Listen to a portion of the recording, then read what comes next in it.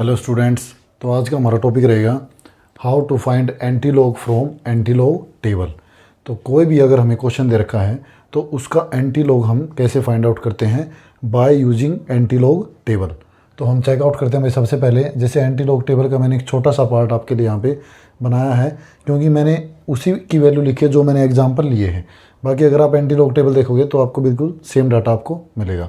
तो अब हम स्टार्ट करते हैं कि किसी वैल्यू का एंटीलॉग कैसे निकालते हैं। ठीक है भाई, तो यहाँ पर जैसे कोई भी वैल्यू दे रखी है आपकी, तो पॉइंट से पहले का जो डाटा रहेगा उसको हम बोलते हैं कैरेक्टरिस्टिक्स, और पॉइंट के बाद का जो डाटा रहेगा बेटा उसको बोलते हैं मैंटीसा। क्लियर।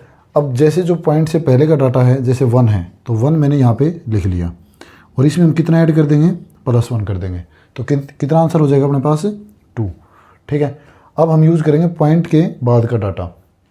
पॉइंट के बाद का डाटा जैसे मैंने यहाँ पे लिख लिया 0.7637।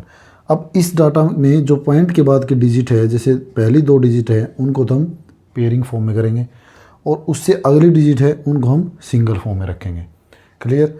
अब 0.76 का डाटा आपको इस एंटीलॉग टेबल में बड़े आसानी से देखने को मिल जाएगा। जैसे मैंने यहाँ पे 0.76 का डाटा लिखा हुआ है, लेकिन ये कितनी वैल्यू पर लिखा हुआ है, 3 पर। क्यों? क्योंकि क्वेश्चन में क्या था, 0.76 से अगली डिजिट क्या थी, 3। तो इसलिए मैंने 0.76 के बाद आपकी 3 पर डाटा आपका 5794 होता है। तो सेम मैंने आपको यहाँ पे नोट डाउन कर दिया। उसके जस्ट बाद मैंने क्या किया बेटा, देखो जैसे 3 के बाद जो 7th टर्म है आपकी, 7th टर्म का डाटा भी आपको टेबल में देखने को मिलेगा, जिसकी वैल्यू मैंने यहाँ पे लिखी हुई है 9। तो ये हम यहाँ पे लिख देंगे और इनका क्या कर देंगे, एडिशन कर देंगे। अब एडिशन करने के बाद जो आपका कैरेक्टरिस्टिक वैल्यू आई थी, जैसे 2 आई, तो जो भी हमारा आंसर आएगा उसमें हम 2 के बाद क्या लगा देंगे, पॉइंट लगा देंगे। ओके। अब एक क्वेश्चन और समझते हैं कि किसी दूसरी वैल्यू को अगर हमें एंटीलॉग निकालना हो तो हम कैसे फाइंड आउट करते हैं। सेम मेथड रहेगा। अब जैसे यहाँ पे कैरेक्टरिस्टिक्स वैल्यू आपकी कितनी है, 2। अब 2 में हम कितना कर देंगे, +1। कितना आंसर आएगा, 3। क्लियर। अब पॉइंट के बाद का डाटा मैंने यहाँ पे सेम जैसे इस क्वेश्चन में क्या था वैसे लिखा है 0.6453।